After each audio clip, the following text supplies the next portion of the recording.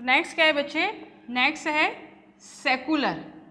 Secular का मतलब क्या होता है बच्चे, सेकुलर का मतलब होता है धर्मनिरपेक्ष, कि जो कॉन्स्टिट्यूशन है वो किसी भी रिलीजन को सपोर्ट नहीं करता, ना वो किसी को सपोर्ट करता है और ना ही वो किसी को डिनाई करता है। इंडिया का कोई भी नेशनल रिलीजन नहीं है, तो we are free to follow any religion, किसी भी रिलीजन को हम फॉलो कर सकते हैं। हम चाहें तो किसी भी रिलीजन को ना फॉलो करें, हम चाहें तो अपने रिलीजन को हम चेंज भी कर सकते हैं। तो हम बिल्कुल फ्री हैं कि हम धर्मनिरपेक्ष का मतलब होता है हम कोई भी रिलीजन को फॉलो कर लें, किसी भी धर्म को हम माने, किसी को भी माने या ना माने, या फिर अपना चेंज कर सकते हैं। तो इट इज़ अ सेकुलर। आया समझो बच्चे। Next one the democratic. Democratic का मतलब क्या होता है, डेमोक्रेटिक का मतलब होता है प्रजातंत्र। प्रजातंत्र, डेमोक्रेटिक का मतलब होता है कि जो भी कंट्री के हेड हैं वो सब कैसे होते हैं, वो हम लोग उनको चुनकर लेकर आते हैं। जो भी कंट्री के है, प्राइम मिनिस्टर है, प्रेसिडेंट है, एमएलएज हैं, मिनिस्टर्स हैं, वो सब को कहाँ से आते हैं कि जो हम लोग उनको उनके लिए वोटिंग करते हैं। वोट करने के बाद ही वो हम एज ए रिप्रेजेंटेटिव, हमारी तरफ से रिप्रेजेंटेटिव बनकर जाते हैं और वो हमारे फेवर में वहाँ पर वर्क करते हैं, हमारे रिप्रेजेंटेटिव बनकर वो वर्क करते हैं। तो इसीलिए कहा जाता है डेमोक्रेटिक, मतलब प्रजातंत्र, लोगों का right. Next one the Republic. Republic और डेमोक्रेटिक एक ही बात है, मतलब एक दूसरे से रिलेट करते हैं। जैसे democratic, India is a democratic country, तो हम कह सकते हैं India is a democratic Republic country. Republic का मतलब होता है कि जो कंट्री का हेड है वो एक इलेक्टेड पर्सन होता है। ऐसा नहीं कि वहाँ पर कोई भी हेरिडेटरी चल रही है कि कोई राजा है वो वहाँ उसका हेड बन जाए, ऐसा नहीं है। रिपब्लिक का मतलब है कि जो भी हेड है कंट्री का वो इलेक्ट होकर आता है, उसको लोग इलेक्ट करके लेकर आते हैं, लोगों के द्वारा वो चुना जाता है। I hope it is clear.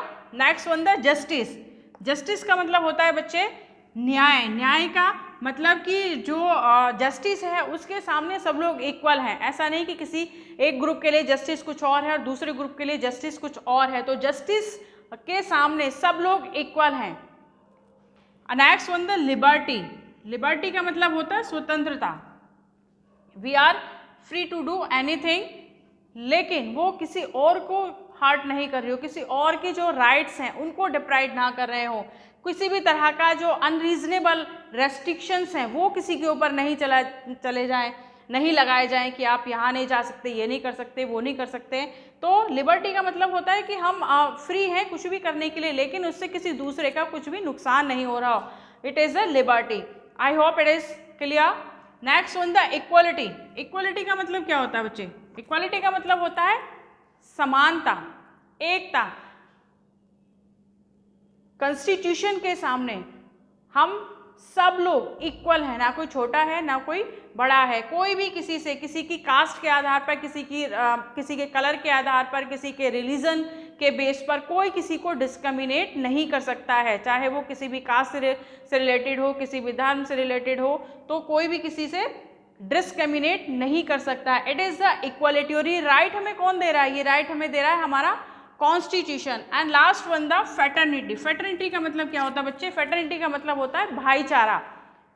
We all are like a family member. जितने भी कंट्री के पीपल हैं वो सब एक फैमिली के मेंबर की तरह हैं, एक दूसरे को सपोर्ट करते हैं और जो ब्रदरहुड की इंस्पिरेशन है या ब्रदरहुड की जो भावना है उसको एम्पावर करते हैं, उसको सपोर्ट करते हैं।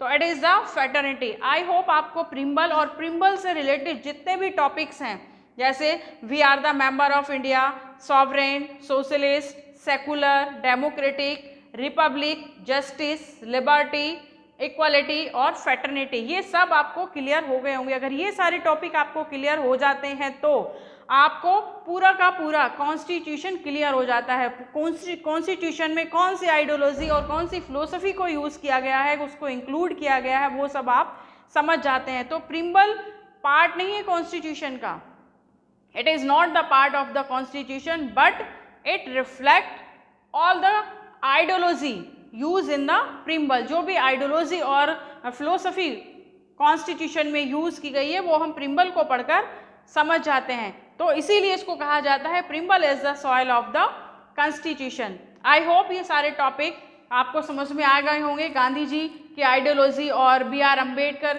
की आइडियोलॉजी क्या थी, और जवाहरलाल नेहरू की आइडियोलॉजी क्या थी और बहुत सारे जो दूसरे लीडर्स थे या फ्रीडम फाइटर्स थे उनकी आइडियोलॉजी क्या थी जो हमारे कॉन्स्टिट्यूशन में रिफ्लेक्ट होती है, वो आइडियोलॉजी, ये सब आपको समझ में आ गया होगा। This is all about this lecture.